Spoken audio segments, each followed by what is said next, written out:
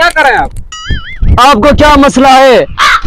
क्या मसला? शीशा क्यों तोड़ रहे हैं? गाड़ी को लॉक, चाबी अंदर है, शीशा तोड़ रहा हूँ। शीशा क्यों तोड़ रहे हैं सर? सुबह से मैकेनिक को कॉल की है, अभी तक नहीं आया। मेरा टाइम जा रहा है, ड्यूटी पे जाना है, मैंने शीशा इनका तोड़ रहा हूँ। सर जिस मैकेनिक को फोन करे थे वो मैं हूँ, मैं अभी मैं देखता हूँ। कहाँ गुम थे अभी तक? मैं देखता हूँ। शर्म नहीं आती? जल्दी से देखो, मुझे काम जाना है। जल्दी खोले यार, मैं लेट हो रहा हूँ, जल्दी से खोले, आराम से खोलना है मेरी गाड़ी। सर आप टेंशन मत लो, जल्दी से खोले।